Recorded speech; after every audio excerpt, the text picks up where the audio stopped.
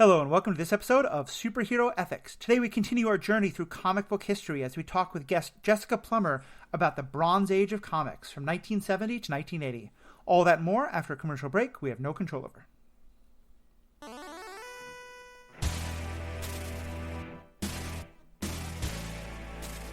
Welcome back, I'm Matthew.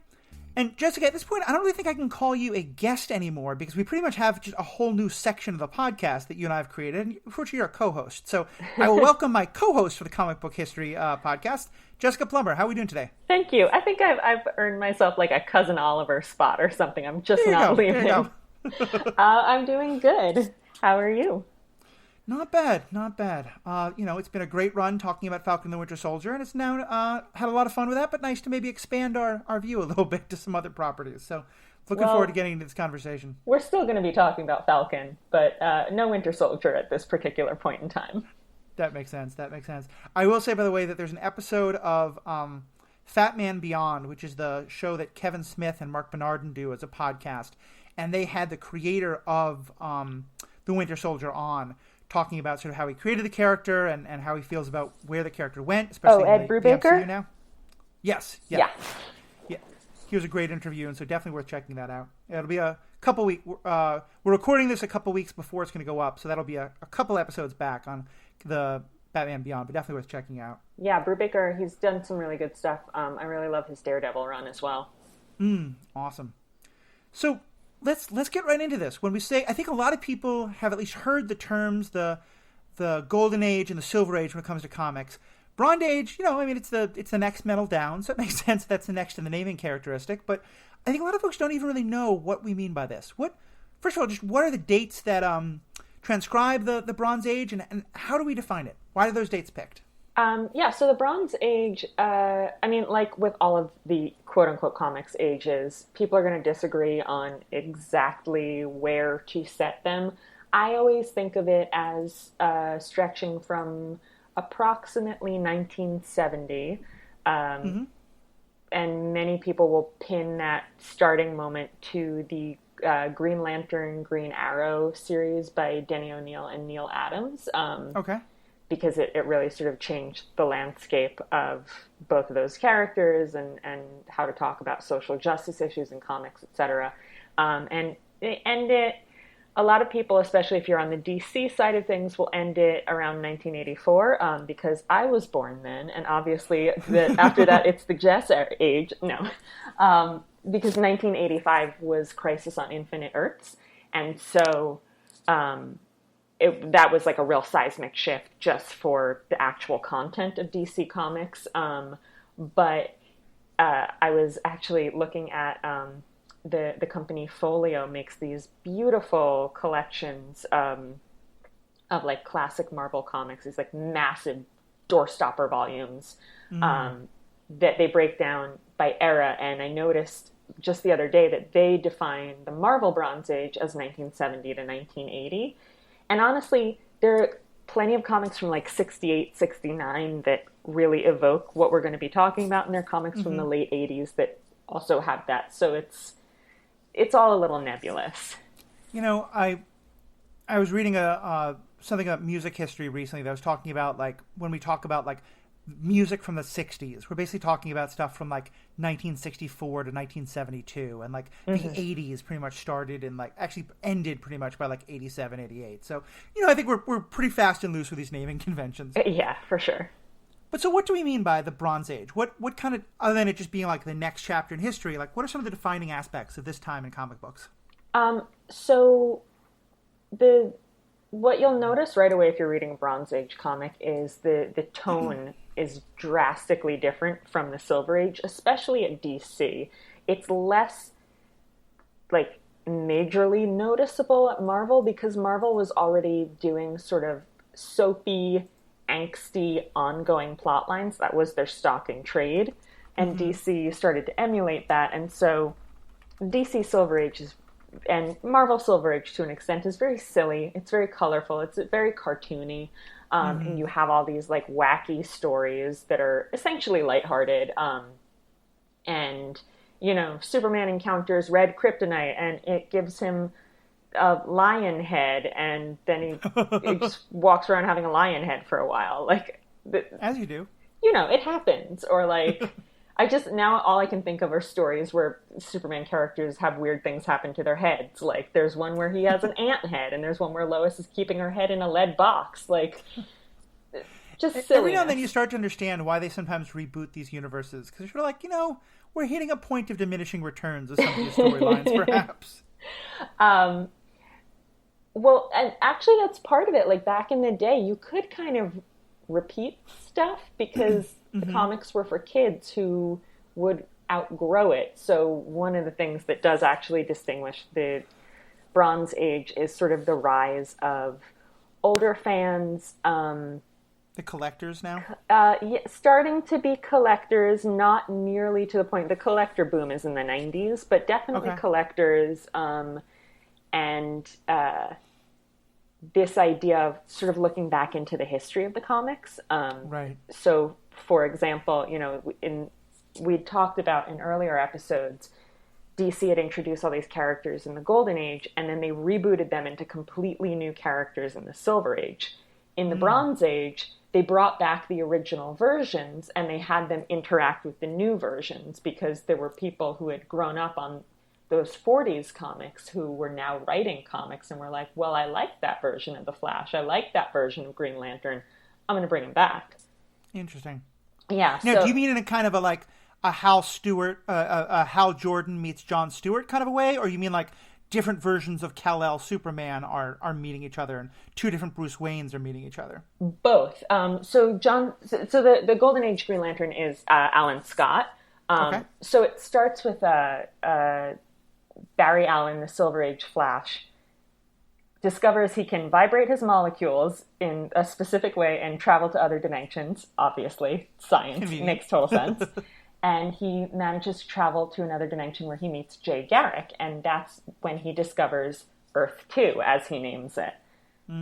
So because characters like the Flash and Green Lantern were completely rebooted, they are different people in those different realities. Like, Barry Allen lives on Earth 1 and Jay Garrick lives on Earth 2. But because Superman had never been rebooted, yes, there is a Kal-El on Earth 1 and there is a Kal-El on Earth 2, and they're just alternate versions of the same person. Interesting. But this is this when the multiverse idea really starts to come into comics? Yeah, 100%. Interesting. Yeah. So a lot there I want to dive into, but what are some of the other defining aspects of this time? So what I was starting to say was you get these more complex, somewhat more adult stories. Like, you're really aiming for teens now and not so much little kids. There's a lot more angst. They're still very silly. Like, I actually, to be honest, don't love Bronze Age comics because I find the characters very whiny, but the problems they're dealing with are still very silly.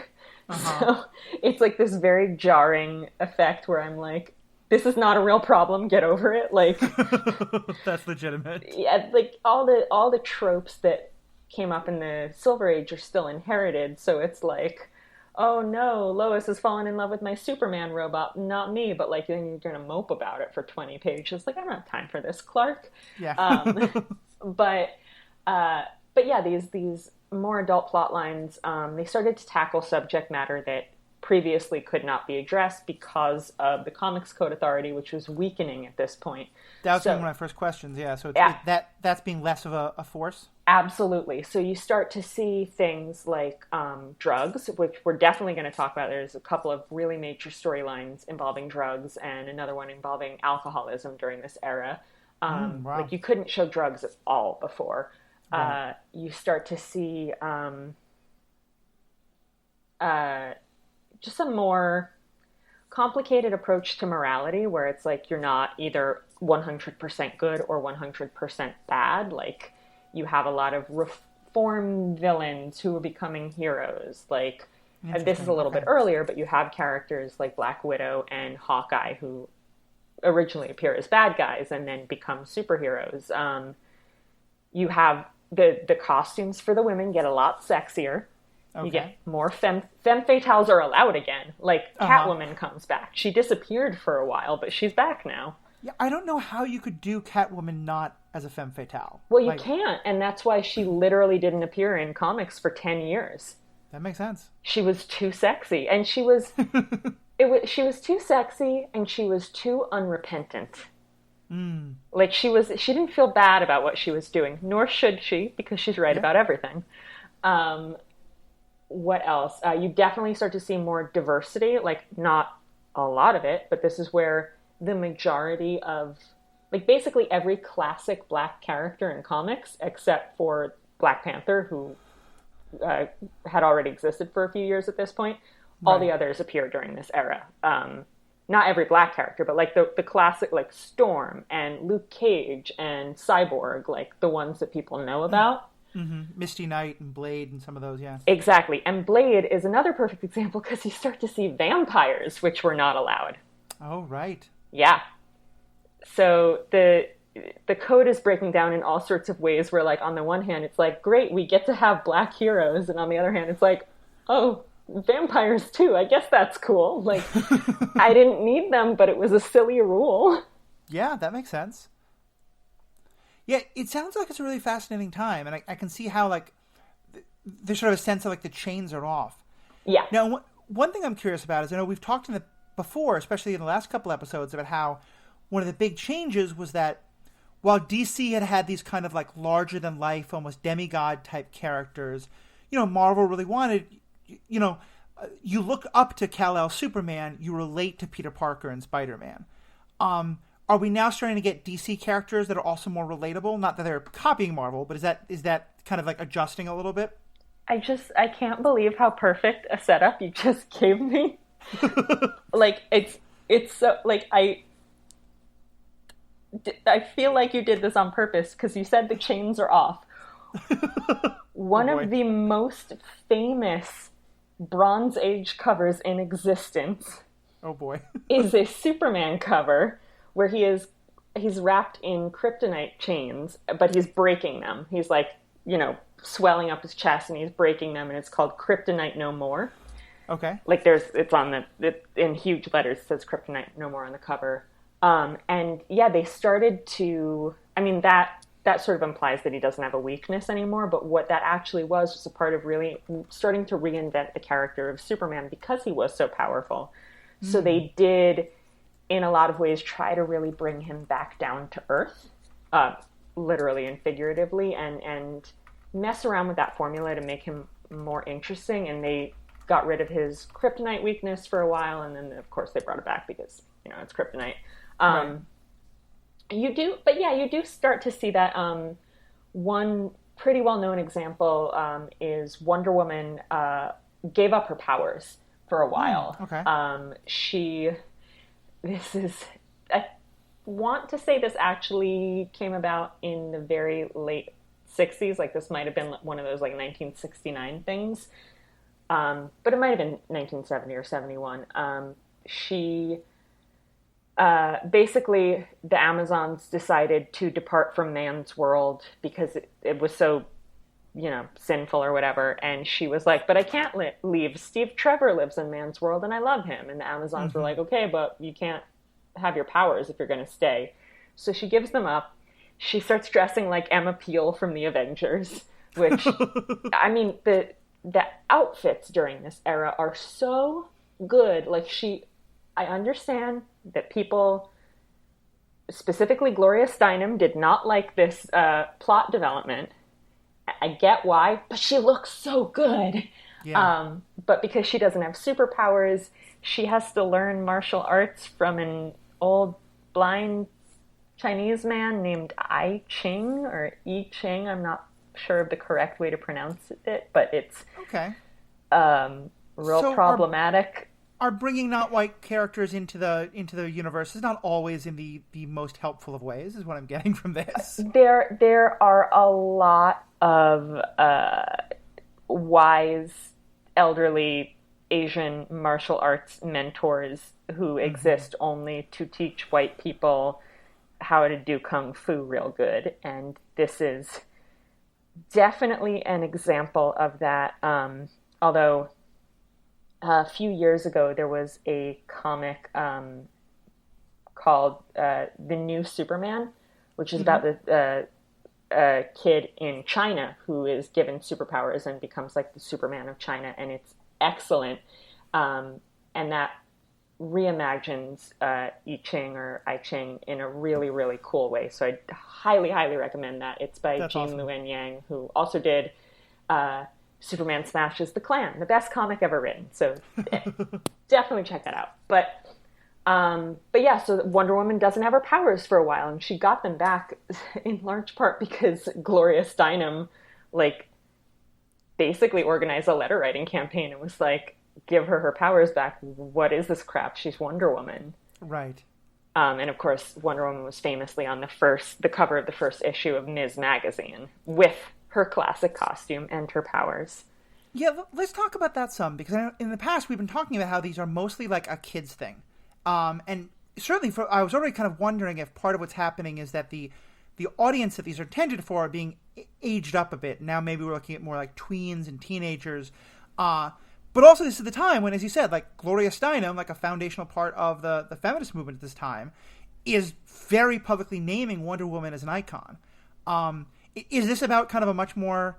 Is it because you think that like this is the generation that grew up reading comic books themselves, or that comic books have become more like I can't imagine in the '50s someone naming Bruce Wayne or Superman as sort of part of a major political movement. So what's changing here? Yeah, I mean, at this point, these characters have all been around for, about 30 years, and that is a pretty good chunk of time to be sort of generationally significant. It's like, Right. how you and I feel about like DuckTales. Yeah, exactly. This is a formative thing from our childhood, and we have some really strong opinions on Scrooge McDuck. I mean, I know that I do. Um, so yeah, you wouldn't have seen that in the 50s because even though everybody knew who Superman was, like he was a household name almost immediately.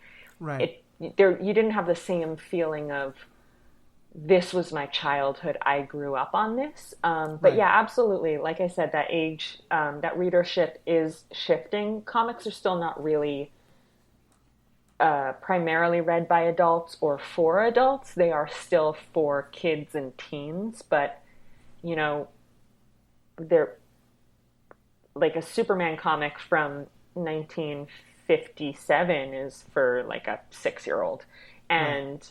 and Superman comic from 1977 is for like a 14-year-old. That makes sense. That makes sense. And especially given how much Ms. was supposed to be about like women and girls, like it totally makes sense that they draw that from that. It also strikes me as, I mean, we earlier were talking about the comics code and how like for a while comic books were very much like Eisenhower's America. Like everything is right and perfect and good. Gloria Steinem and the Ms. Foundation, I mean, even today, but especially at that time, like they represent a very important progressive wing of American politics, but very far, they're certainly not mainstream. Is that also sort of an interesting thing of, because my understanding is that DC, did she just sort of pick that on her own, or was DC actually kind of involved in a partnership there? Yeah, from what I can tell, as far as I know, DC was not. I mean, they had to give her the rights to use the character on the cover, but they weren't. It wasn't a partnership in any real significant way. They did, see that fans wanted Diana to be back in her classic look with her powers, but it wasn't like they were really trying to push the boundaries of what they could do with Wonder Woman Mm-hmm. in the comics at this point. And like, I don't want to give you a false impression here. Uh, I have never read anything from the Bronze Age that made me feel like women's lib was even the slightest bit respected by anybody working at either company. Okay, Like, got it. So this may have been somewhat of a stretch of claiming Wonder Woman as the. I mean, I guess I shouldn't actually say that. I very much understand why it was, but it's also not. It may not be as direct a connection as we might think. right. And I think it's very fair to say that Wonder Woman, as an icon who is 30 years old at that time or more than that, and who is 80 years old this year, uh, is in and of herself a feminist icon, both for some of the stories she has been in, but more importantly for what she has meant to so many people Yeah. over those decades, regardless of whether or not every person who ever worked on her stuff was actually a feminist. Right. But you didn't have, I mean, granted, we didn't have the right-wing kind of boycotts back then as much, but you didn't have the moral majority or someone else saying, like, oh, we should stop buying Wonder Woman because it's associated with these, crazy feminists or anything like that? I don't know. I actually have no idea. That would be really interesting. But I mean, I can't. Wonder Woman at the time was still a comic intended for kids, so I can't imagine that, conservative, angry old men would be like, I'll stop reading this, because they weren't. Right. I mean, it might have been like, today I'm sure they would be like, we must make our kids or our grandkids stop reading it, but it's somewhat of a different world today. Yeah. And so this is actually kind of a good, I think, segue into, you're hinting at, or you're talking a little bit about it, but let's go deeper. So this is obviously a time when we get a lot more diversity in our characters, especially of black characters and Asian characters. I know were ones you mentioned, and a couple of Native American as well. Talk some about, why that's happening and what's going on at this time. Yeah, so, I mean, why that's happening, I wasn't there, but it's a pretty, I think, clear response to the civil rights movement. Mm-hmm. It is a bit delayed, because comics do tend to be a bit delayed. But especially with black characters, we start to see just a massive proportionate increase, like a relative increase in how many there are, which is not to say that there are a lot. Right. But it becomes a case where every team of like 8 characters now has a black person on it. And okay. to be more specific, now has a black guy or Storm. Right. It's not like it is still, both DC and Marvel, and I'm sure other companies that existed at this time, were overwhelmingly white. Like, right. I don't want to imply that there is any kind of parity that is happening here. But you do start to see the introduction of these major iconic black characters. I'm not going to name all of them, but Marvel already had Black Panther, but we see the introduction of the Falcon in 1969, Luke Cage in 1972, along with Misty Knight, Blade in 73, and over in DC, their first black hero was actually Mal Duncan on the Teen Titans, but it's often in 1970, but people will often say it's actually John Stewart, Green Lantern, in 1971, because Mal didn't have a superhero code name for a few years. Oh, interesting. Okay. Yeah. You also see Nubia in 1973 as Wonder Woman's twin sister, who is black. Okay, that's kind of cool. Yeah, there's actually a wonderful, wonderful YA graphic novel that literally just came out like last month about Nubia that I highly recommend. It's called Nubia, Real One. Pick it up. It's excellent. Who else? Black Lightning in 1977, Cyborg in 1980, and Vixen in 1981, who was supposed to be DC's first black female character to have her own series. Mm-hmm. But there was something... she was actually supposed to appear in the late 70s, but there was something called the DC Implosion, where they had planned tons of new comics, and they had advertised for them, and they were all partially or completely written and drawn, and then the market just kind of collapsed out from under them, and a lot of these books did not ever actually get published. So Vixen was supposed to show up in like 77 or something, and in her own book, and actually did not appear until 81 in like a Superman story. Right. But yeah, you start to see these characters who are all, we see them in movies now, in TV shows and cartoons. And I should also note that from what I can tell, I mean, there was not a single black creator involved in any of them. The artist who created Cyborg is Puerto Rican. Okay. But overwhelmingly...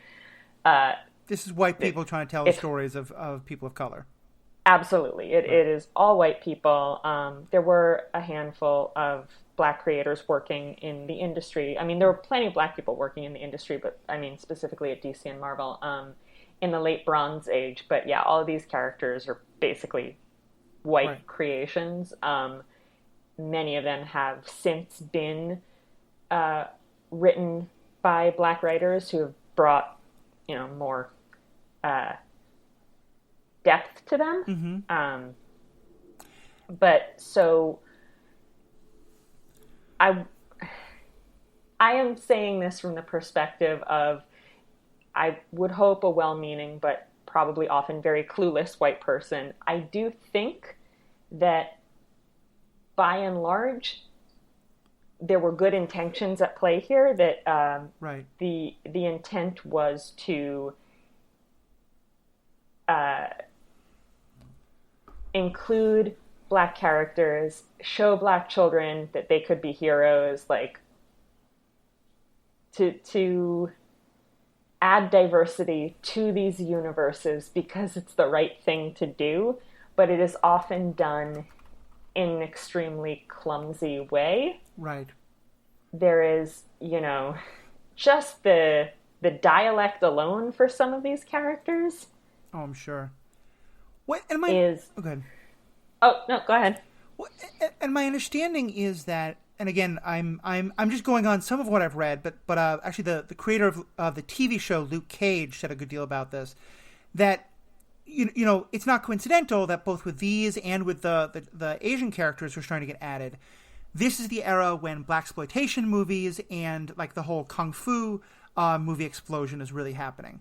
And I know that the creator of Luke Cage talked a lot about how the original Luke Cage was very much a character sort of drawn from the stereotypes of blaxploitation movies, which were at that point even Hollywood. That those were to some extent Hollywood, like maybe having good intentions as well as also just trying to cash in on what they saw. And so, for example, he talked about how when he made Luke Cage, there was a very conscious effort to, honor those roots. And like, there's a moment in that show where he kind of picks up the old Power Man outfit of those days and goes, "This is ridiculous," but also really also acknowledge that that was Luke Cage as written by white people as part of a blaxploitation movement, and to really make it a much more authentic character. And so is that also your understanding that there was a lot of like blaxploitation movies and with the Asian characters, which we'll get to, the kung fu movie craze, that those were also big parts of driving popular culture, and that some of that was also spilling over here? Oh yeah, absolutely. I'm Like I said, I think there were good intentions, but absolutely there was also looking to profit off of a trend. Right. And especially during like the early 70s, when you see Luke Cage, Misty Knight, Blade, all very much blaxploitation characters. So yeah, that's absolutely part of it as well. And yeah, like I was saying, like the dialect is not always great. Many of these characters, if not all of them looking at this list, but a lot of them, Falcon, Jon Stewart, Luke Cage, Black Lightning, Mal Duncan, they're all from the ghetto. And Falcon and Luke Cage have this history of being incarcerated in their backstories and or being criminals, although I'm not sure how the stuff with Falcon, I'm not sure whether or not that's in continuity anymore or not. Okay. There's a whole he had a criminal alias as Snap Wilson, which is Wow. It's bad. It's bad. I think it's out of continuity again. Well, and it makes me all the happier that, again, I don't want to do any spoilers for folks who haven't seen the show, but the recently finished Falcon and the Winter Soldier really does a fairly deep dive into both just racism of the whole idea of Sam Wilson, Falcon, possibly becoming possibly becoming Captain America, but also goes into some other stuff about sort of racism involved in the history of some of the government like super soldier programs and stuff like that. So just a kind of not a little plug for those, but also just it given this history makes it feel all the more important that the shows today, like Luke Cage did, like Black Lightning did, are really trying to kind of explore those issues with new eyes. Yeah, absolutely. I also realize you and I are kind of throwing around the term blaxploitation, and I think some of our audience may know it, but I wanted to kind of give a definition of it. Blaxploitation is a subgenre of movies that starts in the 1970s about black people told by white people, and often, therefore, really drawing upon a lot of fairly racist stereotypes of the time. And so an awful lot of the black characters are drug dealers or are pimps or prostitutes, and things are always set in like the ghetto, quote unquote, because I mean that's a really problematic term, I think, as we're both understanding it, but that's the way it was framed in those terms. And ironically, but not surprisingly, it started with two movies that were very much by black creators trying to tell black stories, Sweet Sweetback's Badass Song, and then later Shaft, but then very quickly became sort of adopted by white creators. So just to give context for people who are like, what's this blaxploitation thing that they keep talking about? Yeah, and that's absolutely what you see with a lot of these characters, and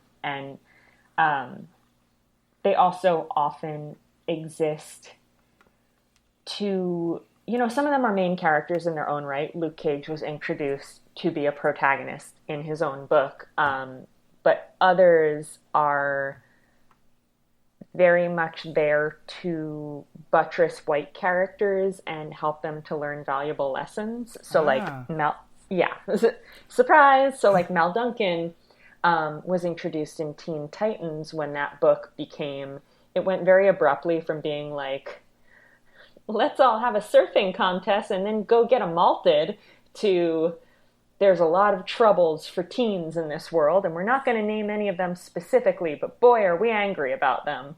And so there's this issue where they have this like weird rich guy who made them give up their costumes and wear matching lavender jumpsuits and do what he told them. And I'm like, kids, you're in a cult. Oh God. This is a cult. It's so weird. But anyway, he's like, you have to go to the inner city and then just like stand around until you learn things. Mm-hmm. So they go to the inner city, this team of all white kids, and they meet Mal, who's like being picked on by a white gang, and they try to rescue him, but he's like, I don't need your help, and like wins a boxing match against the main white bully, and they're like, you're amazing, come join the Teen Titans. And he's like, well, I don't know if I'm good enough, but I guess I'll try. Yeah. And then he doesn't have a code name, he doesn't have a costume. To be fair, they are all wearing the lavender jumpsuits, but eventually like the others get their costumes back, and he's still just like a guy on the team. And then when the team disbands, they leave him behind at their headquarters to be like the caretaker for it. Oh God. Yeah, it's real messed up. And pushing that a little further, you talked before about how drug use becomes a really important storyline for a lot of characters. Now, I know at least one case, Speedy, this isn't the case, and I'm kind of afraid to ask this, and I hope it's wrong, but is the drug use and drug selling and drug dealers are a very big part of the blaxploitation film movement, at least. Is it mostly these new black characters where issues of drugs are being introduced, or is at least we're not going quite that bad? No, actually we're not. So we can talk more about those issues in a bit, but Speedy, Roy Harper, is white. Mm-hmm. He's got like two drug addict buddies in that story. One is black and one is Asian.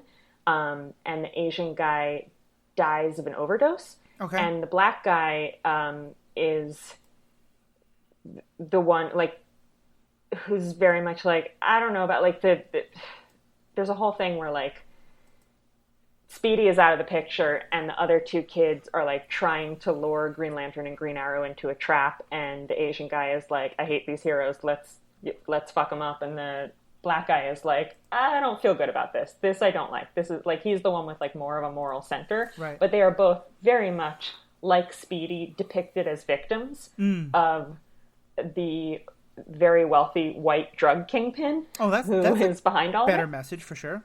Yeah. So while I am not going to say that the Bronze Age was absolutely free of problematic associations between characters of color and drugs, it was still a topic that was rarely discussed. Mm-hmm.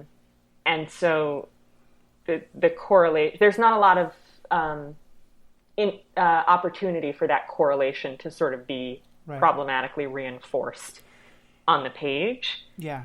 That's certainly a lot better than I might have feared, so that's good. Yeah, yeah. I also want to give a plug to, there is a comic that DC is currently publishing through their Black Label line, which is their adult line. So it's just like more. Sometimes that just means more violent, and it is the comic. I don't know if you remember a couple of years ago, there was a comic where Batman had full frontal nudity. That Yes. was a Black Label book. But theoretically, it's like more, complex, mature themes. And this comic absolutely falls into that category. It's called The Other History of the DC Universe. And each issue is the story of a classic character of color from DC basically retelling the events of their career from their perspective. Oh, interesting. Okay. So the writer is John Ridley, who is Black, and the first issue is Black Lightning, telling his version of events. The second issue is Mal Duncan from the Teen Titans and his girlfriend Bumblebee.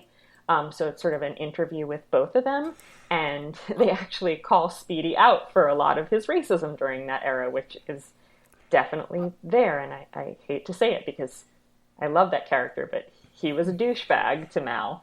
I'm very glad you mentioned that for a couple of reasons. All of that, but also I saw Bumblebee on the list, and I thought, I didn't know the Transformers were a cartoon back then. And but anyway, sorry, go on. And the third issue is Katana, who is Japanese. Nice. And yeah, I highly recommend it. It's such an interesting look, again, because these characters are all introduced during the Bronze Age. It's a really in-depth look at the Bronze Age that's not from that really paternalistic white gaze. And the art is incredible. Like, just wholeheartedly recommend. So I want to... But go ahead, sorry. Just to add really quickly, on the topic of Black characters existing to teach white characters a valuable lesson, Jon Stewart was also introduced initially, like he is considered by many to be DC's first Black superhero, but he shows up for one issue so that Hal Jordan can learn a valuable lesson about racism, and then that's why he was introduced, to be in that one single issue. Of course. And it was pure happenstance that in subsequent years they dusted him off and brought him back, and now he's a major character, and obviously he's very well known because he was in the animated series. Right. But yeah, that a lot of these characters were not created to be protagonists in their own right. Right. That makes a lot of sense. And I want to talk about some of the other kind of diversity here, but it just talking about all the way these political issues come up made me think, one big thing I wanted to ask is, we talked at the very beginning, we were talking about the start of comic books, about how a number of these characters were very much they were written as America was in World War II, and we had characters who were, fighting the Nazis and things like that. Now, obviously, by this point in time, the code is fading, but also, early 70s, mid 70s, this is like the end of the Vietnam era. This is when we're having the church hearings about all the terrible things the CIA had been doing. This is Watergate and government corruption. Does that kind of stuff start making its way into these stories? And and I can't imagine like any of our heroes going to fight the commies in Vietnam or anything like that. But I'm wondering, do we have Oliver Queen going to anti-war protests, or people talking about the corruption in the American government and where that puts them as heroes or anything like that? Oh yeah, absolutely. You do have characters who, I can't think of any examples off the top of my head of characters actively fighting in Vietnam while it was ongoing. Mm-hmm. There were still some war comics at the time, although a lot of genres were sort of fading. Like war comics were dying, westerns, romance, and horror comics were making a comeback now that they could. But I can't think off the top of my head of any characters who, yeah, were active duty during the war, but many, many characters have Vietnam in their backstories, or they did, and then that sort of rolled forward. So, like, the Punisher is I was thinking of him. Yeah, a really prominent example, and also Deathstroke. Right. But they are not exactly heroes, especially Deathstroke. Right. And Tony Stark, he, like, in the movies, we get him having his war experience in Afghanistan, but he also has an origin story tied to Vietnam, I think. Yeah, absolutely. And that's why I think that's one of the reasons, too, and, we're going to get into it a little bit, but I think whereas the introduction of Black characters is, while exploitative, generally like, hey, here is a hero, they're a good person, they're on the team. It's a lot more ambivalent with Asian characters, and you see a lot of villains as well. And I think that there was the anti-Asian racism, which, as we know, is still very much with us, was recently demonstrated. Was quite high at the time. So let's talk about those characters, because and I think I've alluded to, and I think you've mentioned before, that in the same way that some of the Black characters are tied to blaxploitation movies, this is the era of the kung fu movies and stuff like that, starting with Bruce Lee, but then also becoming kind of exploitative in some ways. There's some very much not. So tell us more about kind of Asian representation, and also how this ties into what's happening in pop culture. Yeah, so it's really a mixed bag, because, I mean, first of all, there have been Asian characters in comics since the beginning. Mm-hmm. Not very many. Very few and far between. Very, very offensive portrayals. But when you think about the fact that the birth of superhero comics was during World War II, right, there are a lot of very, very, very offensive portrayals of Japanese people in those Golden Age comics. And you also see, like, this is not a DC or Marvel character, but there have been many comics about Green Hornet and Kato. And Kato, when he was originally created, just prior to World War II, was Japanese. And then he was quickly retconned to be Chinese, because, like, his nation of origin has moved around over the years, depending on our country's political relationship with various parts of Asia. I was going to say, when we're at war with Japan, he becomes Chinese. When Chinese becomes communist, does he quickly become, like, Indonesian or something? Or what do they do with him at that point?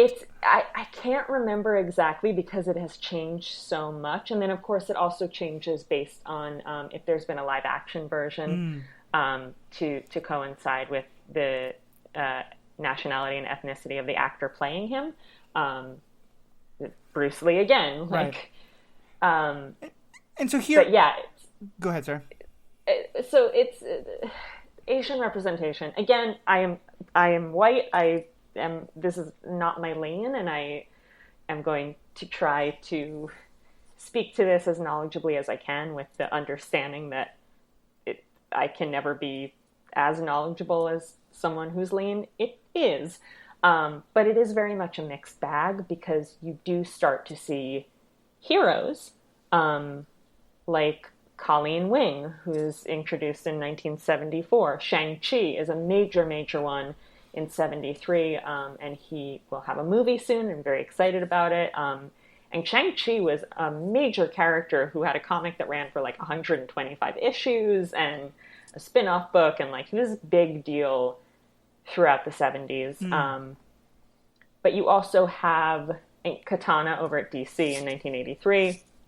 But then you also have, like, characters who are heroes, but they're jerks, like Sunfire with the X-Men in 1970. Right. Like, he's not a pleasant character. You have villains like Ra's al Ghul, who is not... Ra's al Ghul is a complicated character to talk it. about in terms of representation. He is most likely, based on a lot of conflicting canon, he is most likely Arab and Chinese. Okay. Like some combination. But he was also based on Vincent Price. Yeah. And Neil Adams, the artist who created him, has this very terrible, long-winded quote where he's like, he's not a man of the East or the West. He's not Asian or white. He is just sheer cunning. And it's like, okay, but can we say, my dude, can we say exotification? There's so much Orientalism in this era, and there's so much. Well, like I said, there's like the Wonder Woman thing where she learns kung fu from an old blind Chinese man. There's so much appropriation. Exactly, and so many characters. I mean, this is going to the Far East. This is when we get Iron Fist, who literally is that story of the white man who goes to the East and becomes becomes the kung fu master and then comes back. 100% Iron Fist is the most shining example of this trope, which predated superhero comics and continues to this day, absolutely. But yeah, there are tons of characters who are white, and they go to Asia, or they meet an Asian person and they learn martial arts and they become better at kung fu than any Asian person ever was, and take on all of these like titles and attributes and sometimes clothing and like fakey Asian fonts on the, title page of their comic and whatever, but they're not, they're still white people. And like Batman is one of them. Oh yeah. Batman absolutely went to like Tibet and learned kung fu. That's still very much a part of his character. And actually, so that DC's primary character in this genre is probably Richard Dragon, who is basically Iron Fist without an iron fist. And DC's got a movie coming up that it's a Batman movie, but it's Batman, Richard Dragon, Lady Shiva, who is one of these Asian characters who's introduced at this point, and Bronze Tiger, Ben Turner, who is one of the blaxploitation characters introduced at this point. Right. It's the four of them like on an adventure together. But in the new animated movie that DC is doing, Richard Dragon is Asian. He is in fact drawn to look like Bruce Lee. So like, oh, nice. It very much feels like they looked at Iron Fist and said, "Hold my beer." Yeah. On that note, by the way, I want to just give a quick plug for the TV show Warrior, which is on HBO Max now. It started on Cinemax, and it is it has the Cinemax treatment. It's the Game of Thrones idea of let's do lots of exposition in brothels and stuff like that. But it's based on a story idea created by Bruce Lee that many people claim Kung Fu with David Carradine was kind of a ripoff of, but it's about Chinese immigrants in San Francisco who are skilled with martial arts, and it's both a great martial arts story and also just a very good story about immigration and racism and xenophobia that has an awful lot of mirrors to today, and where it is a story of Asian, Chinese people and their culture there and the use of martial arts, and it's important in that culture. So just a kind of quick plug, especially once you mentioned Bruce Lee. Well, it's funny that you mentioned David Carradine because initially Marvel wanted to do a Kung Fu comic like that was a spin-off, like the comic tie-in to the show, and the rights to that fell through, which is why they ended up with Iron Fist instead, because they had to make a new character. Oh, that's hilarious. That's the connection yeah. there.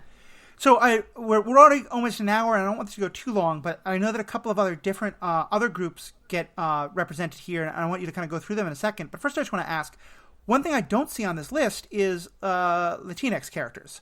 Is that just because you didn't happen to mention them, or is that a group that is quite visibly not included in this sort of push towards diversity at this time? It is the latter. I did some looking, and I tried to find characters. You really don't see. It's really the late 80s that they start to come in, which is not the era that we're talking about. And often the ones that we do see at this point, I mean, I could have maybe come up with a handful, like maybe four Right. fairly obscure characters who are villains. The one hero, like bona fide hero who's still around that I was able to turn up is Fire, who she is Brazilian, and she was part of the Super Friends, which is, cool. or like she was not on the TV show, she was in the tie-in comic. Nice. And so that's why she appeared during this era, because they had like a whole, they just like had heroes from all different countries. And she has been a Justice League member and stuff. I'm a big fan of that character, but Nice. for the most part, no. The only one that I really found that was very much like a Bronze Age character is White Tiger, who so he's Puerto Rican. He's, I believe, the first Puerto Rican superhero in mainstream comics. But he actually comes out of that same kung fu craze, because Marvel had they had a magazine called The Deadly Hands of Kung Fu. It was not a comic book. Okay. It had a slightly different trim size, and it was black and white, and it had like prose stories in it, and interviews and like reviews of kung fu movies, and like drawings that were like how to learn kung fu. Like, I would love to see a kid try and pull a move that they learned from this magazine on somebody. Like, don't do that. That's a bad idea. It's not a good plan. But because it was a magazine and not a comic, it was not subject to the Comics Code Authority. Oh, okay. And so they could push the boundaries a little bit. Like, so the Marvel characters, like Marvel comic book characters, would appear in this magazine. So Shang-Chi was in it all the time. Iron Fist, Misty Knight, and Colleen Wing as the Daughters of the Dragon. And then you would have other characters who would appear in the magazine first and then make their way into the regular comics. So it started with the Sons of the Tiger, which are like these three best friends, like a white guy, a black guy, and an Asian guy, who all learned martial arts from an old Asian man. Right. And they have like a magical amulet that they share. And then they give the amulet to this guy, Hector Ayala, or they throw it away because they have a fight, and he finds it and he becomes White Tiger. So gotcha. that's, yeah. But again, in terms of like pushing those comics code boundaries, like right. those Daughters of the Dragon stories, like there's one where Colleen Wing gets kidnapped by a drug kingpin who like forces her to take heroin, and of course she becomes addicted after one hit. And then like there's a scene where he's like clearly about to assault her. Mm-hmm. That is, it is graphic. It's not graphic. It is explicit about what is about to happen. In a way that I would be shocked to see in a comic book today. Makes sense. And then Misty rescues her. And then there's another story where Misty's like old best friend shows up and like is like, Misty, remember our times together? And then it turns out she's a vampire and she wants to bite Misty and make Misty a vampire too, which vampires not allowed. Right. But also like nothing homoerotic about vampires, certainly. It is exactly as erotic as any vampire story, which is to say it's extremely erotic. And I'm not surprised. The relationship between Misty and Colleen is also very deliberately homoerotic, right, in a way that, again, they could not have done in a regular comics. So all of these themes of the comics code and these complex social issues and these increasingly diverse characters and these trends like blaxploitation and kung fu, they're all interconnected. Right. And in some ways it also makes sense that like the two sort of communities that are getting this sort of cultural push being with blaxploitation and kung fu, that's not happening with Latinx characters, and so it kind of makes sense that that's not getting the same attention in the comic book world. Again, showing the direct tie into the pop culture. I want to get more into the comic code thing and what can be done outside of it when we talk about heroes on the screen. But let's just quickly, because I think it's important, if you want to briefly mention the Native American and Jewish characters who also pop up during this time. Yeah, so like Asian characters, Native American characters have always been in comics, but it was always they were depicted very much The as Tontos. like yeah, like a thing of the past, Hollywood Indian cowboys and Indians, very very offensive dated stereotypes. Right. And which is not to say again, these are not indigenous writers Right. who are or artists who are working on these characters at this point. But you do start to see characters like Dawnstar with the Legion of Superheroes in 1977, Snowbird with Alpha Flight in 79, and Danny Moonstar with the X-Men in 1982. Of course, they all have like animal nature powers because Of course. it's very hard to find a Native American character who does not have animal or nature themed powers. As do some of the not African American, but African characters we get at the Yeah, time as well. So yeah, makes sense. absolutely. But I think this is very clearly a response to the Native American rights movement that we see at this time in history. Because once, at this point, by and large, Native American characters stop being the problematic stereotype of like scalping people and start to be still problematic stereotype of like, that one crying Indian commercial with the pollution? Oh yeah, okay. It's they become very much like wise keepers of the land, which is, I mean, I do not mean to be dismissive about the role of indigenous people as stewards of the land who absolutely maintained many parts of certainly this country much better than white people have done it.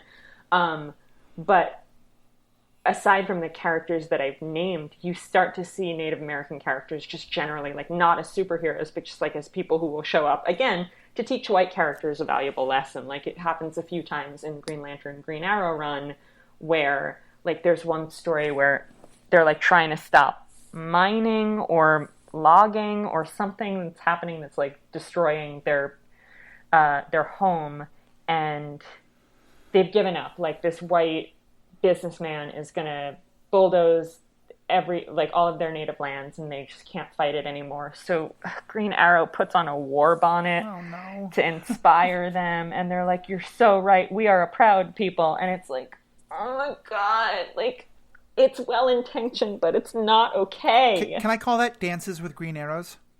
Yes. It's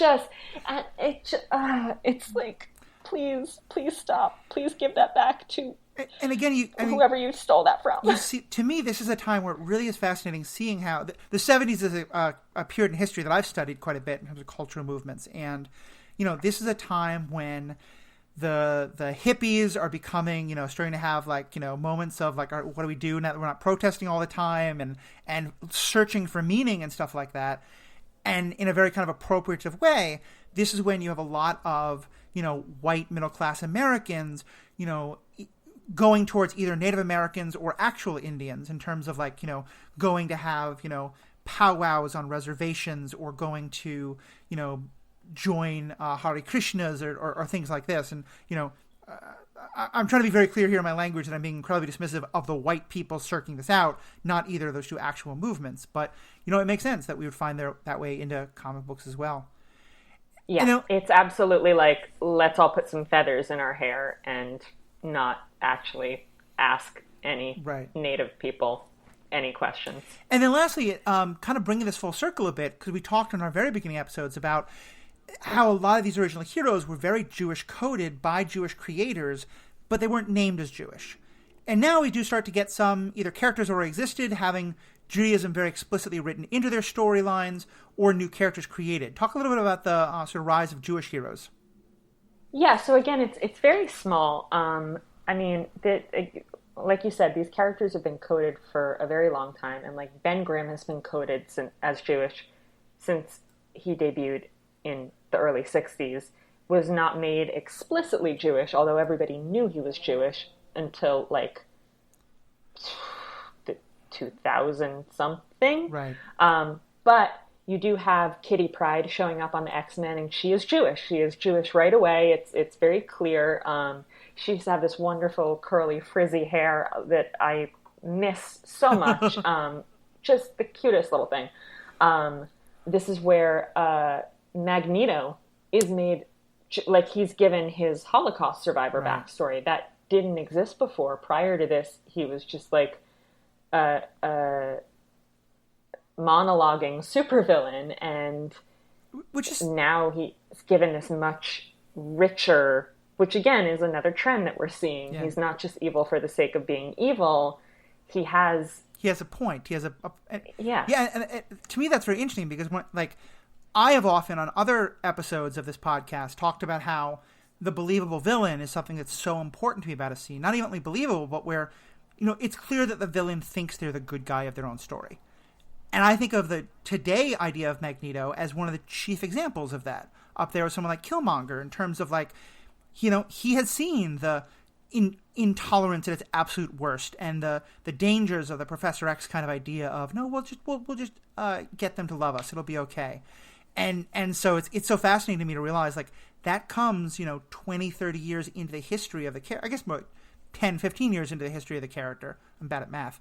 But it's not originally baked in, because I think for so many people, the first thing they think of, if they're not a huge comic book person, when they hear about Magneto, is Holocaust survivor and how that shaped his ideas. I mean, that first X-Men movie, that's the opening scene. Yeah. And it absolutely, for me, that was my first encounter with the X-Men, and it absolutely shaped my understanding of the character. But it was brought in later, and I think it's very telling that it was brought in not by the generation that lived through World War II, but by their children. Yeah, understandably. Because this was around when people started to be able to talk about it. Right. Because before that, from everything that I've read, survivors didn't and couldn't talk about it because the trauma was too immediate for a few decades. Right. And then the other character that I've noted down here, it's a much more minor character, but Al Rothstein has gone by Adam. He's a DC character. He's gone by Atom Smasher and Nuklon. I'm not sure that he was actually explicitly Jewish until the early 90s, but his name is Albert Rothstein. I was going to say, but I hear Grimm, I don't necessarily think Jewish. Kitty Pryde isn't Jewish. You tell me Albert Rothstein, put a yarmulke on his head. That's his... Exactly. Well, you couldn't, because he had a mohawk. Okay. But... but yeah. Although I will say on the flip side, you and I coming from New York and our backgrounds say that I knew someone for a long time who came from a very rural central part of the United States, who talked about meeting someone, a friend of hers named Annika Ginsburg. And I said, "Oh, so you had a Jewish friend back then?" And she looked at me and goes, "You think Annika was Jewish?" We did just make clear, confirm, she kind of talked to your friend and confirmed, yes, the friend was Jewish. But yeah, again, it's the idea that there's some names that are obvious to some people, but I would think Rothstein, if nothing else, because it's so connected to anti-Semitic mythology that everyone would know it's Jewish name, but yeah, I literally just had a conversation with people yesterday about a DC character named Eddie Bloomberg, who is a sidekick to Blue Devil and eventually became Kid Devil, and then he became a real devil, and they gave him horns. And I was like, that's problematic. And a couple people said, Bloomberg's a Jewish name? And I was like, oh, is it? And I will say when I lived in Wisconsin, a very, very German state, there was a number of names that I heard. I was like, oh, they're Jewish. No, it's just German. But yes, understandable. But so my point in including Al in this, besides that he's adorable, is that I don't think up to this point a name like that would have flown, even if the comics weren't explicitly stating that the character was Jewish. Right. All of those names prior to this are so waspy. Mm-hmm. Yeah, that makes total sense. So let's talk a little bit more about the comic code thing, because I'm also interested in how this is a point where there's been a Superman TV show in the past and things like that, But we're now starting to get a lot more of these characters appearing on screen, both the little screen and towards the end of this time, the first of the Superman movies. And of course, one of the first things I thought of is when you're talking about how, like, you couldn't have Catwoman for a long time. Eartha Kitt Catwoman, who's very sexual, I remember this as an 8-year-old boy, and understanding this, is a very big part of the Batman 66 show. And, we then get Wonder Woman and the Hulk on TV, and I think the Flash series at this point. Is there that same idea of, like, these shows can, obviously a lot of these shows are kid shows and stuff, but that these shows can also do things that you can't do in comic books, or that you couldn't do in comic books before because they're not subject to the comics code?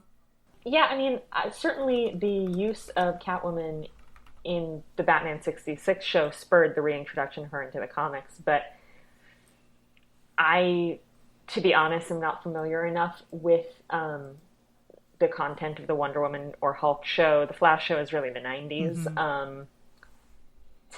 To say how much of an influence they would have had, I just think that the comics code in general was getting weaker, had been getting weak. I mean, its height was the mid-50s, right. And we're 20 years on from that at this point.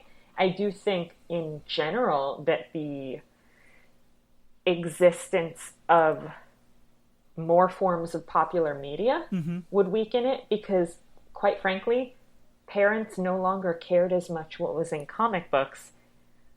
Well, they didn't care as much what was in comic books. They cared what was in rock and roll. Right. That makes sense. So this is when Dungeons and Dragons is a satanic influence that people are afraid of and things like that. So we're not worrying about comic books anymore. Yeah, comic books are quaint in a lot of ways. Right. I mean, the parents grew up on them, so they grew up on the comic book code version of them. So they probably thought they were, they're safe and fine. Yeah, absolutely. And I know also one thing you'd mentioned is, because we talked before about how the comic book code was important because if it didn't have that stamp, like, people wouldn't sell it. This is also, if I understand you correctly, the time when the comic book store starts to come about. And does that also is that you're no longer needing a major retailer to be willing to sell these? Because the comic book store, they certainly don't care about the code? Well, the comic books, I think it would probably depend on the retailer. You definitely, like, the underground comics came about sort of as a movement in the 60s and still existed to a certain extent in the 70s, although it was shifting. A lot of those comics were moving out of the underground and into the mainstream, and I would imagine a lot of them didn't have the code. Mm-hmm. So yeah, I wouldn't be surprised if a lot of retailers were willing to sell comics without the code. But if I remember correctly, so there are the two, as I had mentioned previously, there are a couple of major drug storylines in this era, one of which we already touched on a little bit with Speedy and Green Arrow. But slightly prior to that, there was a Spider-Man one involving Peter's friend, Harry Osborn, the son of the Green Goblin. And there was a real pushback from the Comics Code about this story. And if I remember correctly, they actually did go ahead and publish those Spider-Man comics without the seal. Mm. And it was fine. Like, they got away with it. But it's also, I think, important to note, for both of these stories, they were very much... They always treated drugs like something bad. Right. The difference was, A, even talking about drugs, and B, not treating drug addicts as something bad. Not treating them as criminals, but as victims of the exploitative drug industry. I mean, that's progressive today, let alone back then. It was incredibly progressive, and the Green Lantern, Green Arrow story, Snowbirds Don't Fly, that reveals that Green Arrow's sidekick Speedy is a heroin addict, and then he has a night of withdrawal and he's all better. I mean, they're not like medically accurate, and the slang is dated, and they are kind of a mess. These comics, like, I love these comics so much.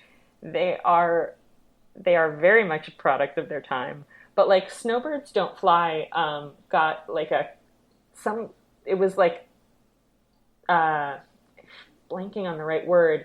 It got like a commendation from John Lindsay, the mayor of New York at the time, because wow. it was considered so important because it was speaking to young people about a problem that was really pressing at the time, and doing it in language that we look at now as being very silly. And I wouldn't not be surprised if kids at the time also looked at it as being very silly. But, we've talked about before about how censorship, the censorship of the Comics Code, it squashed some stuff that we're like, who cares if there are vampires? And it squashed some stuff that we're like, well, I don't actually need that woman to be falling out of her costume. But it also silenced a lot of really important stories. Yeah.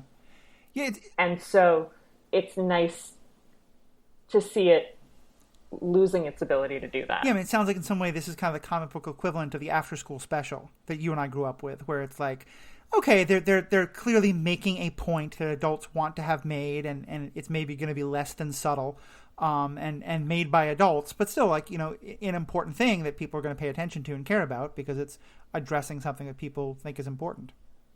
Well, actually, so the Snowbirds Don't Fly, the original Speedy addiction storyline, was in 1971.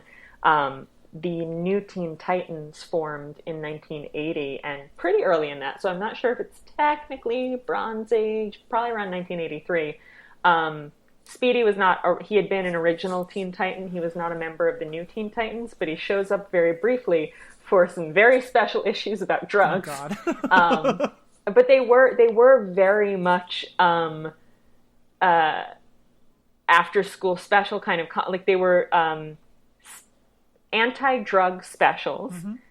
They were published in partnership with Keebler, so there's like Keebler elves on the cover. Like, they're not part of the story, but like the Keebler logo is on there, and I guess you could like buy a box of cookies and get these comics. There's a superhero who was specifically created to stop teens from taking drugs.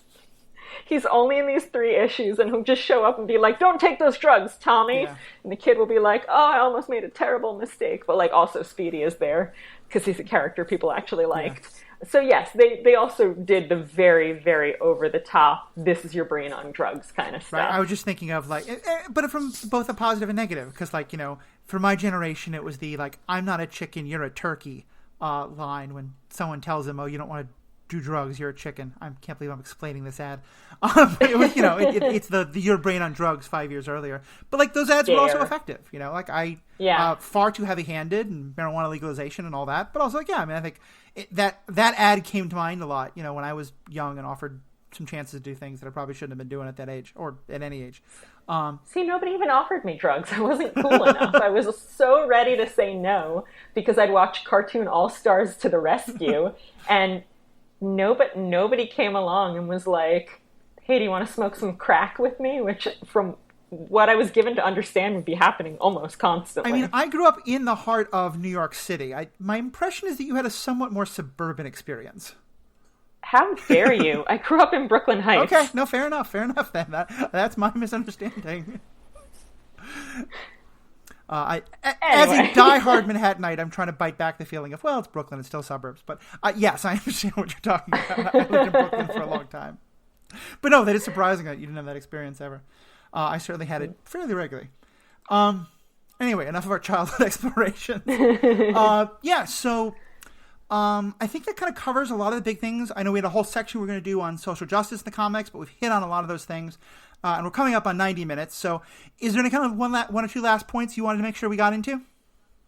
Well, you talked about superheroes on the big screen. And one thing that also comes up during this era is the idea of creator credits and paying creators for, the enormous amounts of money that they generated for the characters. So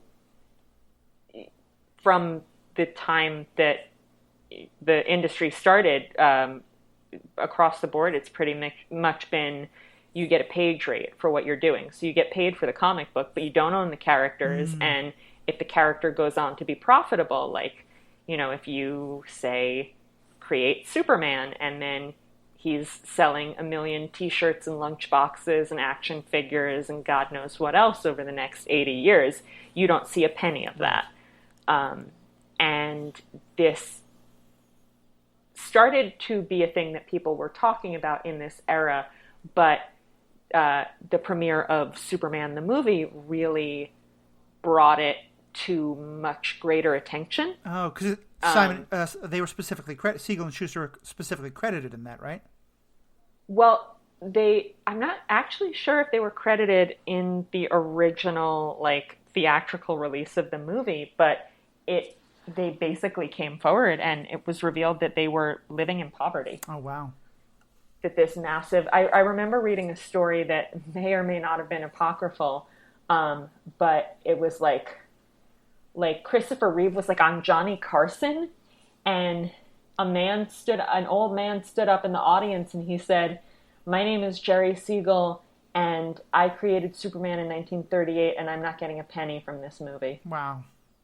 Which I want to double check that that's true, that actually happened, because it's like too good of a story almost to be true.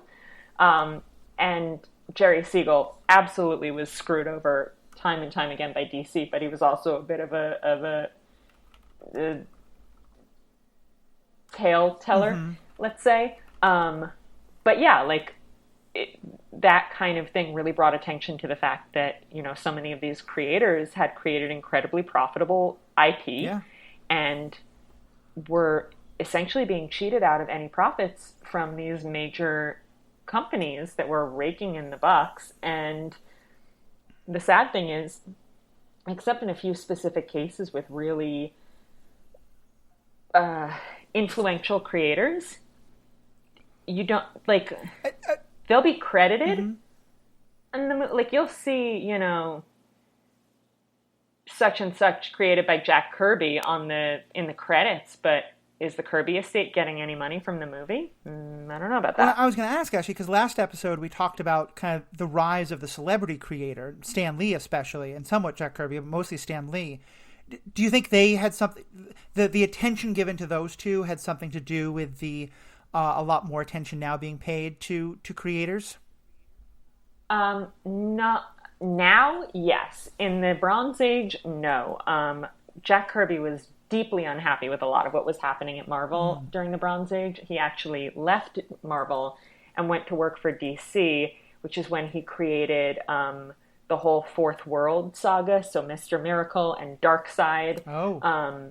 Yeah, all of that stuff was all basically because Marvel wouldn't let him do what he wanted to do with Thor, so he said, then I'll make up my own gods at DC, and I'll do whatever I want with them. Which is also kind of hilarious, because, if he then goes and creates Darkseid, and then a couple of years later, Marvel creates Thanos, who I can't go into the history, but I know many people say is kind of a ripoff of Darkseid, so... he's absolutely a ripoff of Darkseid. And then, of course, when they made the Justice League movie, they couldn't use Darkseid because it would look like they were ripping off Thanos, even though Thanos is a ripoff of Darkseid, so they used Steppenwolf, and it's all very stupid. Yeah. But, yeah, I mean, when I say, like, prominent creators, I mean stuff like, Brian Michael Bendis today, who had, like, a certain amount of control over whether or not Marvel would continue to publish Jessica Jones comics that were not by him. But does that mean that he actually made any money off of the TV show? He's not listed as an executive producer, so I don't think that he did. And you see things like, one of the creators of Rocket Raccoon, when the Guardians of the Galaxy movies came out, people were like, wait a minute, this man, he has... forgive me, I can't remember specifically what it is, but he has some very serious health issues, and he has enormous medical bills. And there was a lot of crowdfunding to help support him, but this movie was making millions of dollars, and he wasn't seeing any of it, and he desperately needed it. Yeah, I mean, I think it's and that is unfortunately still an issue to some extent to this day. So yeah, it's definitely good to know about that here. Yeah, I mean, I think that it's not an ethical question about the content of the comics, but it's absolutely an ethical question. Yeah, I mean, I think we've long said that, like, we talk about the issues that happen on screen or on page themselves, but also, the issues about the creation, about the fandoms, about all these things. So I think it's definitely a part of the story that's important. Well, Jessica, thank you so much as always. I've really learned so much. I'm sure the audience has, and I think it's kind of given me yet again so many things I want to go back and read. I want you to let our I want you to let our listeners know a little bit more about where they can find your creations. And I will start by saying I greatly appreciate that we got to talk about a little bit the Christopher Reeve Superman movie without you doing to our listeners what you did to me of wrecking all my childhood ideas that Christopher Reeve is the epitome of Superman. But I will say that it was actually a quite enjoyable experience. What I'm talking about is that Jessica's on a podcast herself called Flights and Tights, where they do reviews of different Superman stuff. And if you grew up with Christopher Reeve Superman, it might give you a different impression of that, but one that I came away really appreciating. So if you want to talk more about the podcast, and also you do a lot of writing on these kind of things that our listeners may be very interested in. Yeah, I have no beef against Christopher Reeve himself. I think he was a wonderful Superman. My beef is with Richard Donner and Richard Lester. That's fair. Like, I don't think the movies are good. I think Christopher Reeve is wonderful. Yeah. He was actually my neighbor, yes, so I have very fond memories of him. But yeah, no, I just meant the movies in general. Was this when you were getting offered crack on the streets of Manhattan and I was not in the suburbs of Brooklyn Heights? No. This is when I was a very young child, so I barely remember it. But we lived in a brownstone with many apartments, and he had the top apartment. And I got to have the distinction because, sorry, this is completely off topic, but just a fun story to tell. My father, who was a young lawyer at the time, was the attorney for the building. And Christopher Reeve wanted to add a roof that would go against I think it was a co-op, and go against the terms of it. So I got to tell people in grade school that my daddy sued Superman. Well, you need to give him roof access. How is he going to get back into his apartment after flying? Right? Clearly. But anyway, so tell the listeners about your podcast and your writings. Yes, so it's called Flights and Tights, a Superman movie podcast, and you can find it on iTunes, wherever you listen to podcasts. I am also a contributing editor at bookriot.com, and I write about mostly comic books, but also books. I like those too. And you can find me on Twitter at JessPlummer. Awesome. Definitely check that out. I think your writings, your podcast is all great stuff and gives a lot to learn. And it's through those that I basically just yoinked you into being a frequent guest on this. So, or as you said, was it cousin? I don't remember my different strokes. Oliver. Cousin Oliver, thank you, of this podcast. And folks, as always, we want to hear what you have to say. I think we're now getting into the period where for some of you may have grown up reading these, or at least you're may have heard about them, or they were the first to start collecting. If you then were a collector in the 80s and started looking backward in history, love to hear your thoughts on what we discussed, or just your favorite or least favorite from this time, or anything else that we discussed. You can find us. I do all my podcasting under the name The Ethical Panda. It's where I do this podcast, as well as my podcast on Star Wars and a couple of others. You can find us on Facebook and on Twitter by searching for The Ethical Panda. You can email us at theethicalpanda@gmail.com. And of course, all the podcasts that I do are part of the larger Stranded Panda podcast network. On that podcast network, you'll find the podcasts I do, but also great podcasts about the DC universe, Star Trek, my own Star Wars, the MCU, where they've just done a great series of episodes on the Falcon and the Winter Soldier, and they're going to be doing some great stuff about Loki coming up soon. So a lot of great stuff to check out there, and it's all at strandedpanda.com. So again, Jessica, thank you so much. To everyone else, thank you, and have a great day.